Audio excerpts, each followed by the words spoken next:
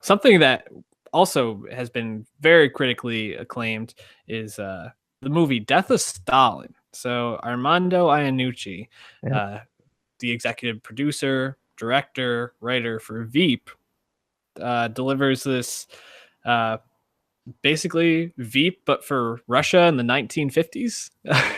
So sure. following obviously the death of Stalin, kind of tells the story of the political plays to gain control of power in Russia.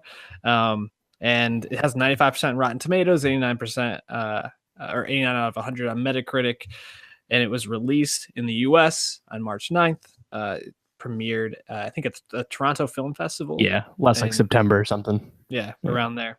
So this is a movie you told me to go watch. So tell me why you enjoyed this movie. Yeah, I mean, at the end of the day, it's good political satire, something you don't get often. But it's just a dark comedy, you know? It's like how like I, Tanya kind of got criticized for making light of dark stuff. Mm-hmm. Well, those people should watch Death of Stalin because this is making you laugh at all the fucking genocides that fucking Stalin committed Yep. in the Soviet Union. Like a lot of people die in this, and a lot of it's played for laughs. And you don't know if you should be laughing, but it's funny. And the dialogue is fucking absurd in terms of it's like Sorkin-esque. It's so fast. I'm sure it's a lot like Veep. And then another funny thing I thought was pretty cool is like nah, we don't need Russian accents here. Yep. Jason Isaacs, he can sound like Yorkshire. Steve Buscemi, he can sound like Brooklyn. It's cool. It doesn't matter.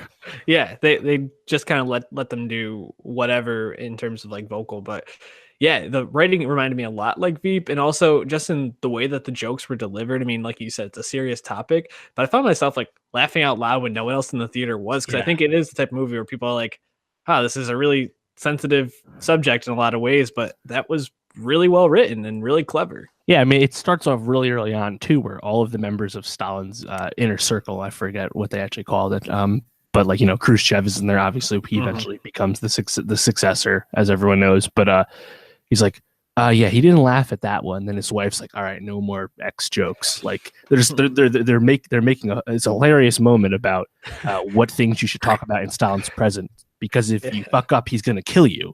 Like, it's not actually that funny, but the way they do it's hilarious. It is. Then, I mean, the whole relationship that Khrushchev has with Bernia, who obviously he kind of becomes the antagonist. It's funny because Barius. Well, yeah, how do you say his name? Barius.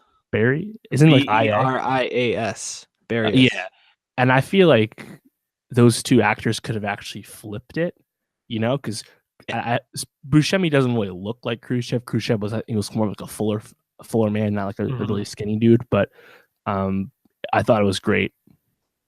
Definitely. Full stop. Like it's funny. Go see it. No. It's my favorite movie of the year.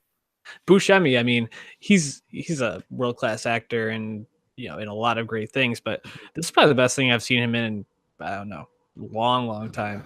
Boardwalk Empire, I guess. Yeah, but I think even like the later seasons of that, he's kind of like I'm kind of overplaying this, but yeah, I mean, Buscemi was great. I also thought Rupert Friend as Vasily Stalin was just freaking hilarious. Absolutely. Like he checked the whole time. It was great. Yeah, like when he was writing the speech. Even before that, the scene where he was like saying like they're feeding him Russian lies, and meanwhile like Stalin's been dead for like days and he still thinks that like they're putting American lies into his head. I was just like, this guy's so ridiculous. It's hilarious. Yeah, and the whole thing, like when Stalin actually like has like the heart attack or whatever, and is like incapacitated but not yet dead, like the whole council was like, all right, what should we do? Should we get him help? Well, I don't know. Let's think about that. Like it's this whole delayed thing about he doesn't get help for like the next 10 hours. You know? And every time like they go down to like weep by his side, they kneel down and because he pissed himself. And a great recurring bit. Oh, man. Yeah, it was really well written and just like so clever. Iannucci is really, really good at that.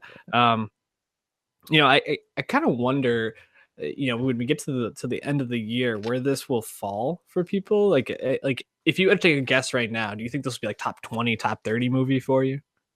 Well, it's one right now, and it's number one right now. Wow, I've seen like 15 movies this year. What about Wakanda Forever, dog? Yeah, I have that Black Panther Annihilation after it. Yeah. No, I think I mean, yeah, I think it's going to be up there. I think it'll be up there for a lot of people, in terms of like total critic lists. You know, again, it's tough for or conventional wisdom would tell you it's tough for early movies to resonate, but Get Out recently happened, so you know, tough to say that now. Sure. Yeah, I don't know. It's weird because this was made by IFC, which is not really much of a film distributor. I mean, this is going to be their second biggest box office hit after Boyhood, and Death of Stalin's only going to make like 12 million. Like it's very small. It's in like, you know, the niche market. Didn't get a huge release or anything, but it's such a huge success for them. It's kind of funny. So I'm not sure how many eyeballs will be on this movie, especially because it was technically last festival season, you know? Yeah, I think if nothing else, this will get a rating, at least nomination end of the year, which will, I think, draw a lot of eyes to it around, you know, December. One other person I just wanted to shout out, Olga Kurylenko. I don't know if I was like looking at her IMDb. She was in Quantum of Solace, which is probably where who did she play? She was the pianist. Oh, right. The one who gives them the note that, you know, leads to the heart attack, I suppose. But I thought she jumped off the screen, and I don't understand why she isn't like in more things and a bigger movie star, because not only is she gorgeous, but she just was fantastic in every scene. Definitely a lot of people with heat checks in this movie. So Andrea Riseborough was really good as Stalin's daughter. Yep. Jason Isaac comes in throwing fucking heaters in the third act. God. Like, it's great. Jason Isaac was great. And we didn't even mention Jeffrey Tambor. Perfectly cast. Perfectly cast. Like that role was made for him. So definitely check out Death of Stalin. Highly rated here. Highly recommended by Nowstalgia Pod. Any last thoughts for the week, Dave?